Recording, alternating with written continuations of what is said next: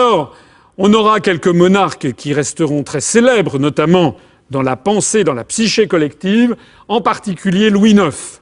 Louis IX, de 1226 à 1270, qui est canonisé dès 1297, c'est-à-dire 27 ans après sa mort. Pourquoi Saint Louis va-t-il laisser une telle trace dans notre histoire nationale? D'abord parce qu'il donne une nouvelle image du pouvoir royal.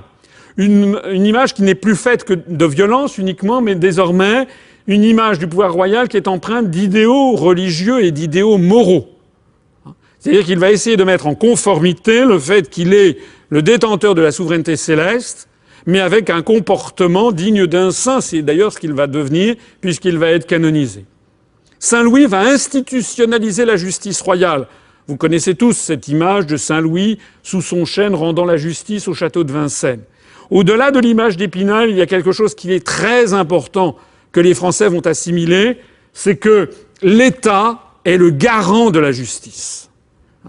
L'État doit absolument être juste. Et si l'État en France n'est pas juste, s'il y a injustice, à ce moment-là, les Français se révoltent. Saint Louis va moraliser la vie publique et va protéger les faibles. Les Français vont engrammer l'idée que l'État est là pour protéger les faibles. Saint Louis va poser le principe des établissements de commun profit qui sont les premiers ancêtres du service public.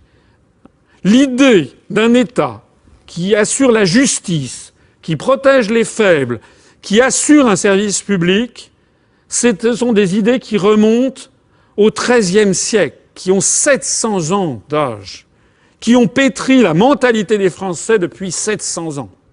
Donc c'est tout à fait fondamental pour bien comprendre ce que c'est qu'être français. Être français, c'est vouloir un État qui protège les faibles, garant d'une justice impartiale et garant des services publics.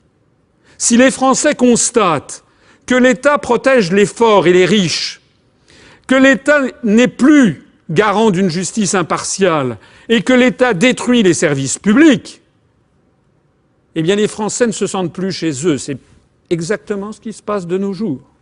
Puisque c'est le sentiment du grand public. C'est que désormais l'État ne protège plus les faibles, il protège les forts. Il fait le bouclier fiscal pour donner 30 millions d'euros à Madame Bettencourt qui a des dizaines de milliards de fortune, ce qui permet au passage de justifier la suppression de services publics. Ça, les Français ne l'admettent pas, et ils ne l'admettent pas depuis 700 ans.